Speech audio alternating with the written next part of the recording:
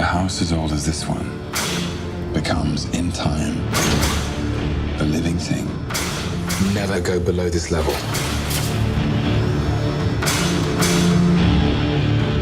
It starts holding on to things. When you read the script first and you saw the crew and the team that were behind it, was it a no-brainer for you that you had to be involved in this movie? No-brainer. Yeah. Yeah. And did Guillermo work really closely with you to kind of make the character your own and develop it with you?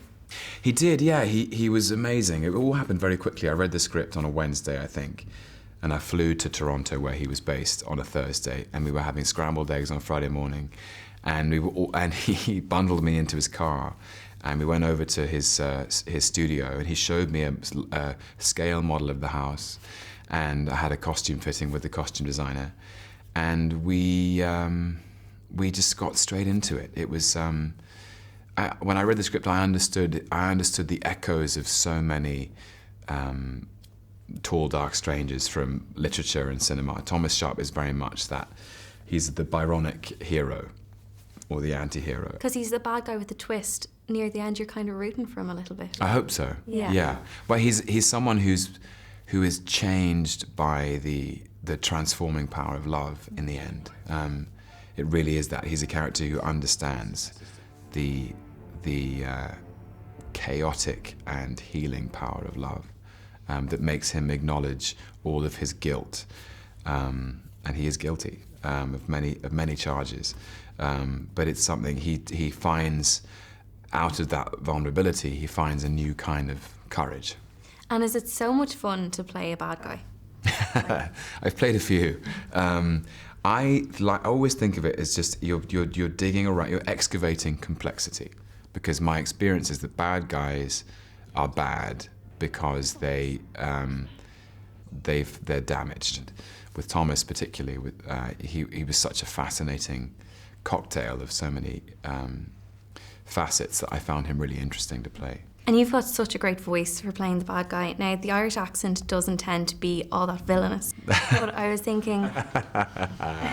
No, I love the Irish accent. Yeah. I just wonder if it's possible. Yeah, I was wondering if you might be able to make it possible, since you're so good at impressions and you've got the voice. So, so what do you want me to say? I just have to get slightly into it. Some lines from the film, if you can remember. Okay. Well, it's a privilege. What you have to tell you what you have to ask me. How do you manage all this? How do you manage all this? Well, it's a privilege we were born into and one we can never relinquish. So, you know what I'm saying? I don't know how that went. It went all right. Colin Farrell route, that was great. Did I sound like Colin Farrell? Yeah, you really did. I feel like if it goes a little deeper, it gets a little Dublin, you know what I mean? There's that you all right over there? What, do you want to go for a pint later? You know what I'm saying? I'm trying to think of, what else can I say that's, the waltz. It's not a complicated dance, really.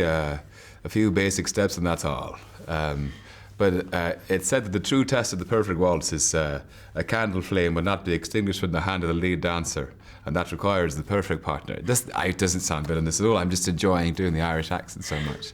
I apologise to everyone watching for making a right mess of your beautiful native tongue.